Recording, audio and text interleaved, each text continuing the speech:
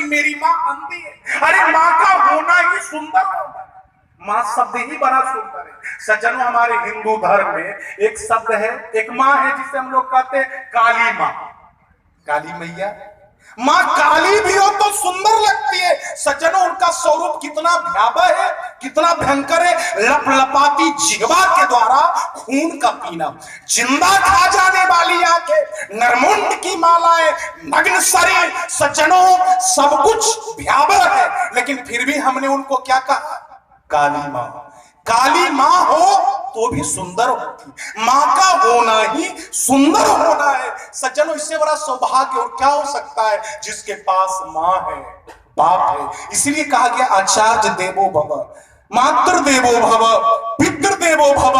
माँ का होना ही सुंदर होना है। सज्जनों, एक गांव में बेचारे माँ की ये अरमान था कि मैं अपने बेटे को पढ़ा लिखा करके उसे डॉक्टर बनाऊं। डॉक्टर बनाने के लिए जो बूढ़ी माँ थी, दिन रात मजदूरी करती बेचारी, मजदूरी कर करके कि किसी तरह मेरा बेटा डॉक्टर बन जाए। उसने अपने जीवन के तमाम सुखों का गला घोट दिया कि पढ़ लिख करके मेरा बेटा डॉक्टर बन जाए। भगवान की दया हुई, उस बूढ़ी माँ की मेहनत रंग लाई, सचमुच में ही उसका बेटा डॉक्टर बन गया। अब माँ के खुशी का क्या ठिकाना, जानते हैं क्या हुआ? कुछ दिन के बाद वो माँ बीमार पड़ गई। तो चिंता की क्या बात है, बेटा अपना डॉक्टर है, तो डॉक्टर बेटा उसका इलाज करवाया, उपचार कराया और सब कुछ ठीक ठाक रहा। जब माँ थोड़ी ठीक हो गई ना, तो जो डॉक्टर बेटा इलाज करवाया था माँ का, तो उसके इलाज में जितना भी बिल बना था, वो बिल वो अपने माँ के हाथों में दे देता है, माँ के हाथों में दे देता है। माँ जब उस बिल को देखते, बिल देने का मतलब ये था कि माँ तुम्हारे खर्च, तुम्हारे इलाज में इतना खर्च हुआ है, ये उसका बिल है और ये बिल मुझे चाहिए। वो डॉक्टर बेटा, जिस बेटा को डॉक्टर बनाने के लिए माँ ने जीवन के तमाम सुखों का गला घोट दिया, वही बेटा जो डॉक्टर बना और अपने ही माँ के इलाज का बिल अपने माँ के हाथों में पकड़ा दिया। माँ जब उस बिल को देखती है ना और सामने खड़े उस दिल को देखती है, तो उसे भरोसा नहीं होता है, उसे भरोसा नहीं होता है। वो स्वप्न में भी सोच नहीं सकती थी कि जिस बेटा को मैंने डॉक्टर बनाने के लिए जीवन के तमाम सुखों का गला घोट दिया, वही मेरा बेटा डॉक्टर बन करके मेरे ही उपचार का बिल मेरे हाथों में पकड़ा देगा। वो कभी उस बिल को देखती है और सामने खड़े उस दिल को देखती है।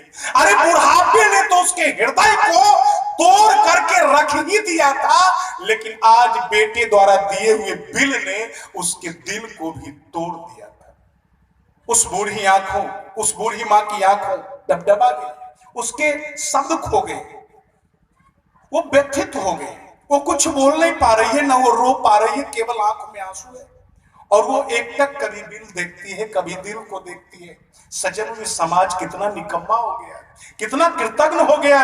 जिस माँ ने मुझे पैदा करके, पढ़ा लिखा करके इस लायक बनाया, उसी को मैं उसी के इलाज का बिल दे रहा हूं। मैं पूछना चाहूंगा यहाँ पर बैठे हुए तमाम श्रोताओं से, क्या कभी किसी माँ ने अपने बेटे को कभी कोई बिल दिया है कि हे बेटा, मैंने तुझे 9 महीने तक गर्भ में रखा, यह उसका बिल है? हे बेटा, मैंने तुझे अपना छाती का इतना दिन तक दूध पिलाया, यह उसका बिल है? मैंने तेरी इतनी गंदगी साफ की, यह उसका बिल है? मैं तेरी पीड़ा में रात रात भर जागी, यह उसका बिल है? क्या कभी किसी माँ ने अपने बेटे को कभी कोई बिल दिया है? नहीं दिया है ना। और याद रखना, एक भी माँ कभी गलती से किसी बेटे को एक भी बिल दे दिया ना, एक भी बिल दे दिया सिर्फ इस बात का कि बेटा, मैंने तुझे जो 9 महीने तक अपने गर्भ में रखा, या बेटा, मैंने जो तुझे इतने दिनों तक अपना दूध पिलाया है, इसी दूध का ये बिल है, तो क्या तुम उस बिल का भुगतान अदा कर सकोगे? याद रखना, माँ के उपकारों का बदला, माँ के सेवाओं का बदला, माँ के दूध का बदला हिंदुस्तान को बेचकर भी चुकाया नहीं जा सकता।